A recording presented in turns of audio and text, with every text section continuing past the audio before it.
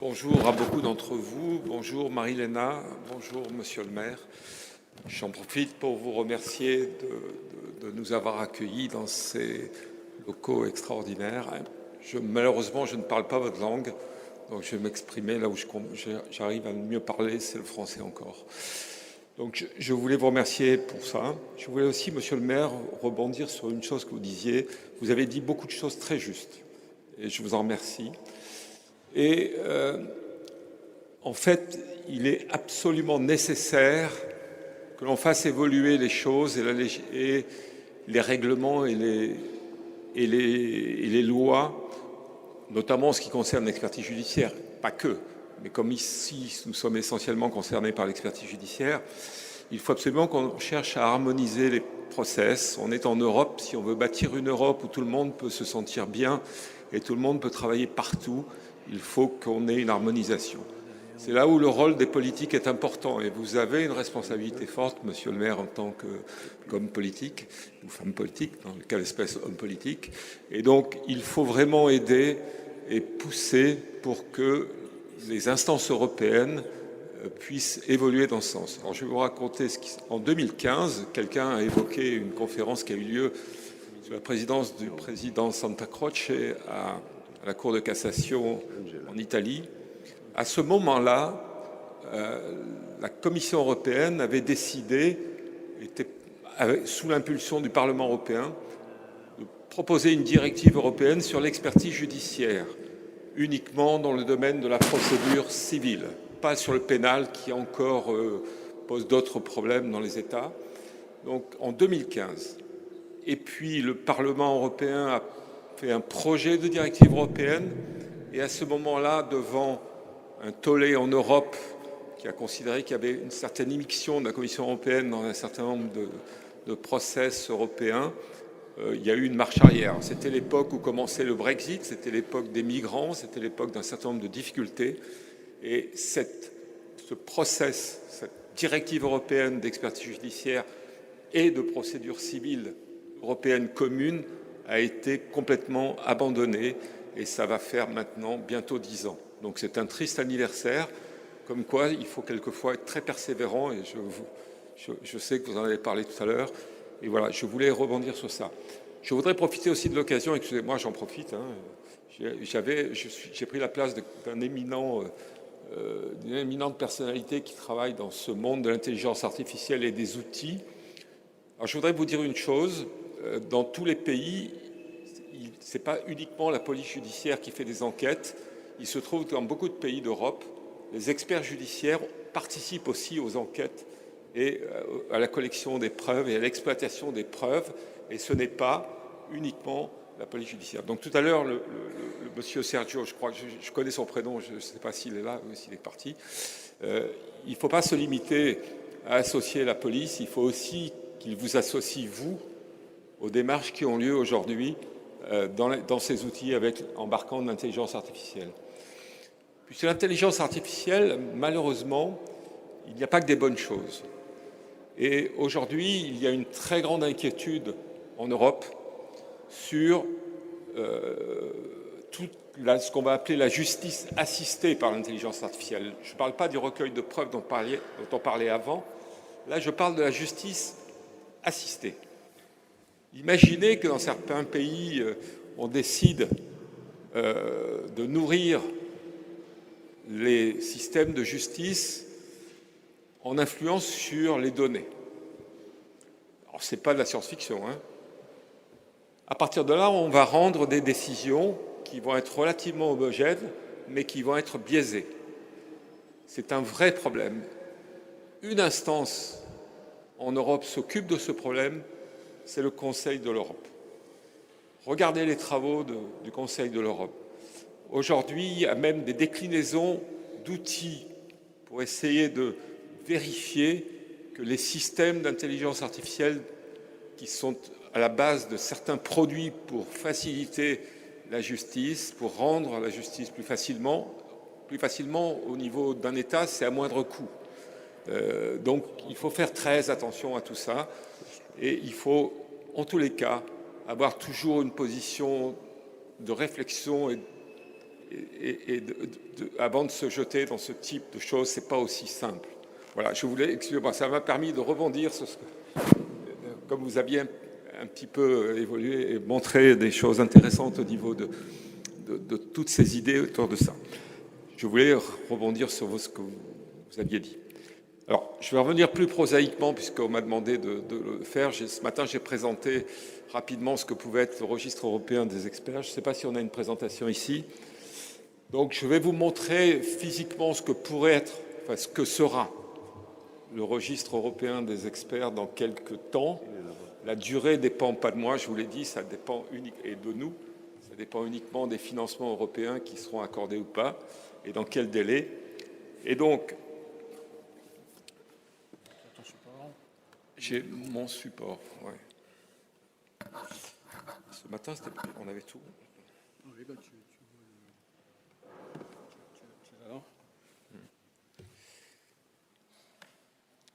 Bon, on y va. Tu peux, ouais, un tout petit peu avant. Passe. I show you this morning that. Encore un peu. Voilà. Voilà ce que sera la première version d'un registre européen des experts judiciaires. La première question qui sera posée, c'est de quelle nationalité est la personne qui interroge. Donc, simplement, vous allez comprendre pourquoi. En tous les cas, aujourd'hui, on ne sait pas faire autrement. Donc, le premier écran sera « Je suis magistrat belge, je suis magistrat estonien, italien, français. » Et vous allez après comprendre pourquoi on pose cette question. On peut passer. Donc, la deuxième question, c'est... Vous la voyez, moi, je ne la vois pas bien.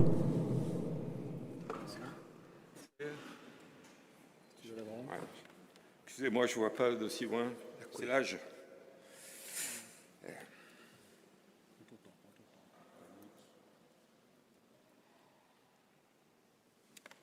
J'en ai mon. Oui. Prends le micro baladeur. Comment? tu as un micro dans ta main et tu peux le mettre devant l'écran si tu veux. Comme tu veux. Hein.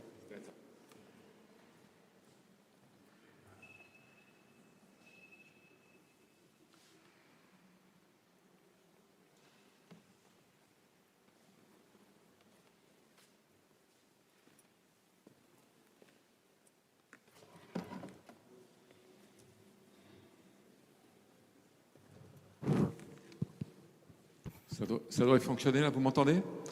Donc, la première question qui va être posée, c'est que cherchez-vous? Donc, on tombe sur une problématique de la nomenclature. Ce matin, je disais rapidement que c'est très compliqué la problématique des nomenclatures, puisque dans certains pays, il y a des nomenclatures par cour d'appel. C'était un peu le cas en Italie avant qu'il y ait la nouvelle loi et le nouveau décret. C'est encore le cas, par exemple, dans des pays comme la Pologne. Il y a des endroits où il n'y a même pas de nomenclature pour les pays, donc c'est fait un petit peu à base de fichiers Excel. Donc, le premier point sera, je cherche pour un expert dans tel domaine. Alors, chirurgie cardiaque, je ne sais pas, enfin, il y a des niveaux de précision que je ne connais pas dans tous les détails.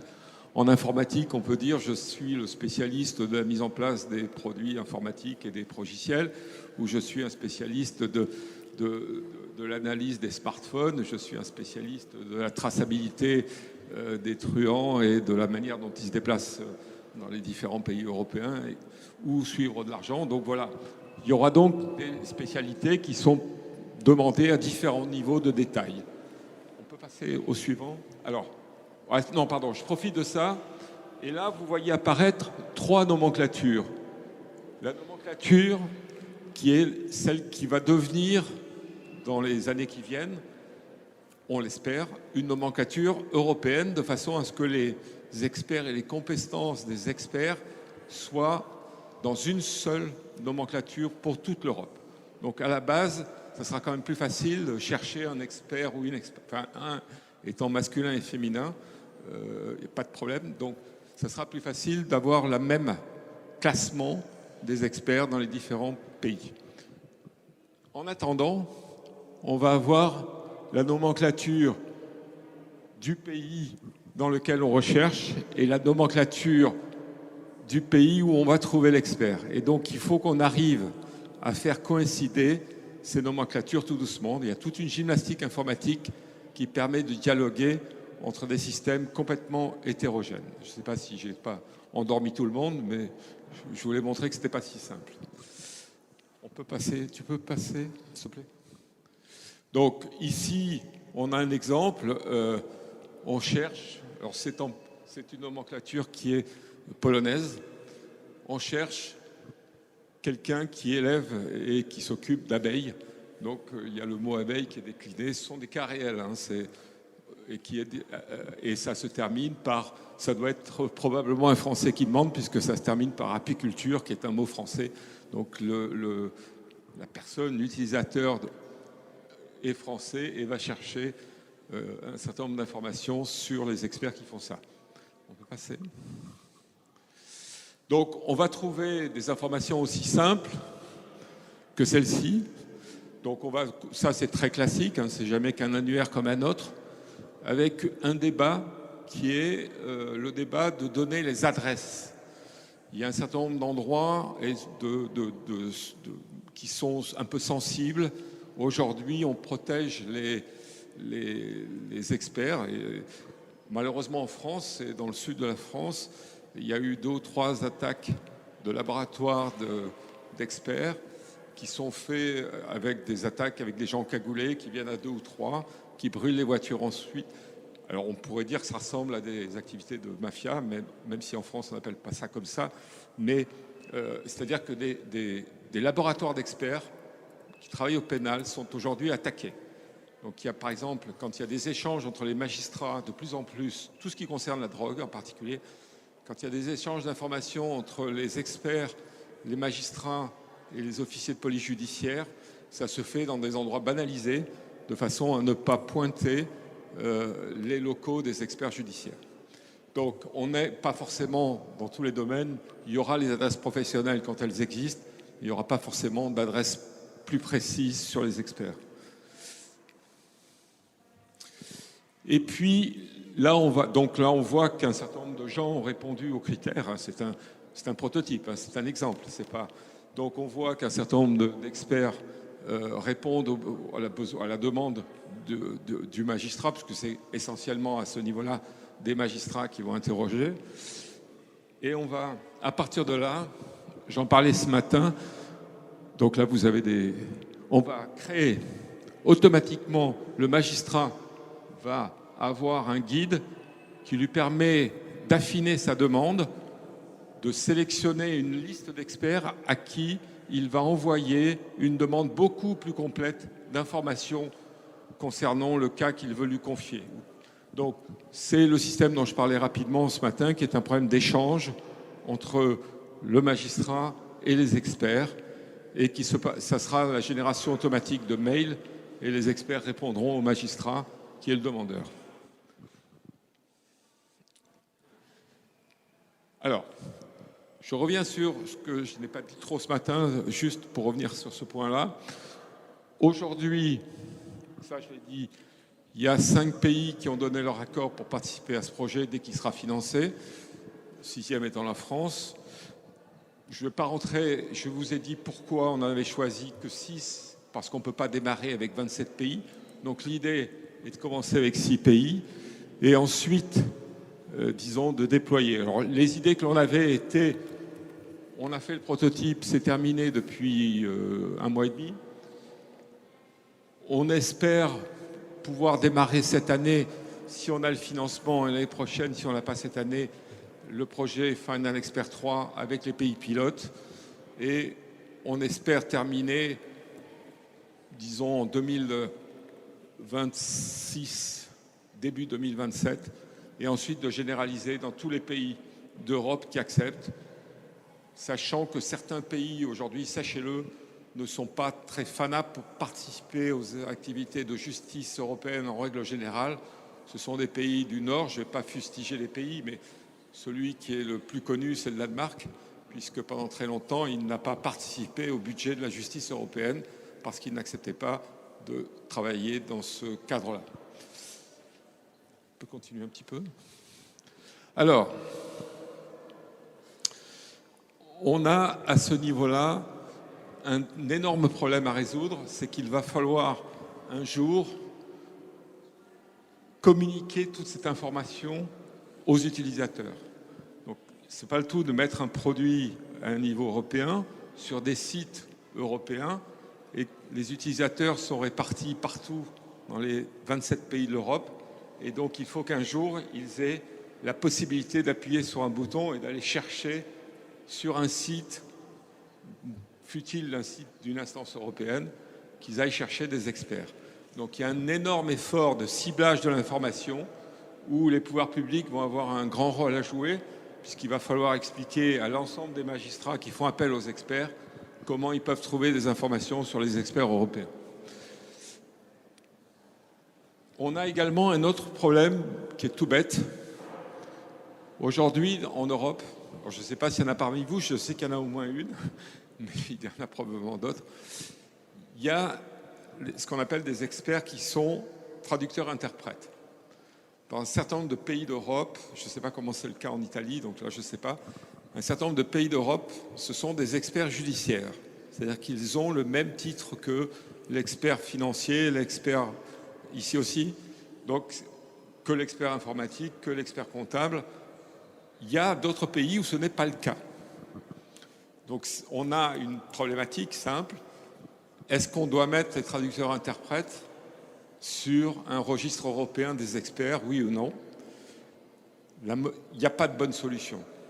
Donc aujourd'hui, on a remonté ça aux instances européennes en leur disant donnez-nous une directive claire, alors pas une directive au sens directive de l'Europe, mais donnez-nous des avis clairs sur cette position. Est-ce qu'on prend ou pas les experts judiciaires sur le registre européen des experts? Si on prend que ceux des pays qui existent aujourd'hui, comme la France, l'Italie, je ne sais pas lesquels des autres, les traducteurs-interprètes des autres pays vont se poser la question en disant pourquoi pas nous? Et si jamais on décide de ne pas les mettre, on va avoir une levée de bouclier pour les 2 ou 3 000 traducteurs-interprètes français et probablement les X milliers de traducteurs-interprètes italiens. Donc, ça bête, on a des idées relativement simples, très généreuses, et derrière, il y a beaucoup de petits problèmes à traiter au fur et à mesure de l'avancement du projet. Je pense qu'il me reste encore un slide intéressant. Alors, vous voyez, quelques infos sur les chiffres, j'en ai peut-être parlé un petit peu ce matin. On n'a aucune idée du nombre d'experts judiciaires qu'il y a aujourd'hui dans l'Union européenne. Aucune idée. Alors je ne parle pas de gens d'inscrits sur des listes, parce que ça, il y en a des quantités, un certain nombre de pays, dont l'Italie, mais dont d'autres pays. Par contre, qui travaillent réellement, on n'en sait rien. Aujourd'hui, on pense que 200 000, ça doit concerner probablement 200, 250 000 experts judiciaires dans l'Union européenne capables de travailler régulièrement et d'avoir des expertises de manière régulière. Je ne dis pas d'en faire un métier, puisque ce n'est pas un métier, c'est une activité, mais probablement 200, 250 000 personnes travaillent régulièrement sur l'expertise judiciaire. On a un très gros problème, et là, la Commission européenne met beaucoup de pression pour essayer de mettre en évidence la disparité homme-femme. C'est le combat, en tous les cas, de ces dernières années et de ces prochaines années de la Commission européenne, d'essayer dans tous les domaines d'activité de trouver et d'essayer d'équilibrer activité homme-femme. Alors il y a deux problématiques. Pour que les femmes... Alors il y a, à part certains domaines très particuliers, comme le domaine médical ou le domaine des architectes, il y a un déséquilibre terrible. On pourrait considérer que sur l'essentiel des activités d'expertise judiciaire en France, 90% sont des hommes. Il y a des raisons historiques, il y a toute une problématique autour de ça. C'est évidemment un déséquilibre et il faut s'en occuper. Donc il faut que les gens qui vont constituer les listes des experts dans les prochaines années tiennent compte de ça et des outils qui leur permettent d'équilibrer hommes-femmes. Et derrière, que les juges, Madame la Présidente, nomment autant d'hommes que de femmes dans les missions, si c'est possible, de façon à ce qu'il y ait un équilibre complet. Il y a un immense travail à faire et qui concerne tout le monde.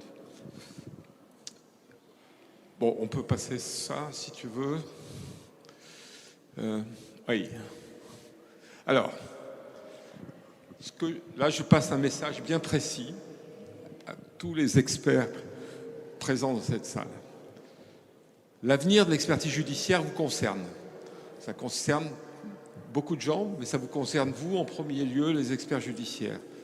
Ça passe par un travail en commun avec les magistrats, mais vraiment un travail en commun, c'est-à-dire qu'on participe, on travaille. C'est l'expérience qui est menée à Florence, et c'est comme ça que ça se passe, où les magistrats travaillent en liaison avec les experts. On a entendu ce matin, on en a parlé, Madame la Présidente. Donc, il faut vraiment que ce soit une œuvre collective avec les magistrats, donc juges, pour nous magistrats, juges et procureurs. On ne fait pas de différence pour nous. Travaille avec les avocats, parce que les avocats sont partie prenante, même s'ils ne sont pas donneurs d'ordre, ou pas souvent donneurs d'ordre comme les magistrats, et avec les experts judiciaires. Accessoirement, je dis bien accessoirement, mais avec les ministères de la Justice, parce que quelquefois c'est eux qui ont le budget, et donc en règle générale, quand on paye, on met un peu son nez dedans, pourquoi pas. Donc il faut, ça ne fonctionnera, votre activité en Europe ne fonctionnera que lorsque cette communication entre toutes les parties prenantes, experts, magistrats, avocats, ministère de la Justice, sera mise en place et qu'il y aura une instance qui permet le débat dans ces 4 activités et parties prenantes. Gardez ça en tête. Je ne serai peut-être pas là pour en parler, mais dans 10 ans, quand vous en parlerez, vous verrez qu'on ne devrait pas être loin de la vérité. L'avenir de votre activité d'expert judiciaire en dépend. Voilà ce que je voulais rajouter par rapport à ce que je vous ai dit ce matin, et je vous souhaite une excellente après-midi.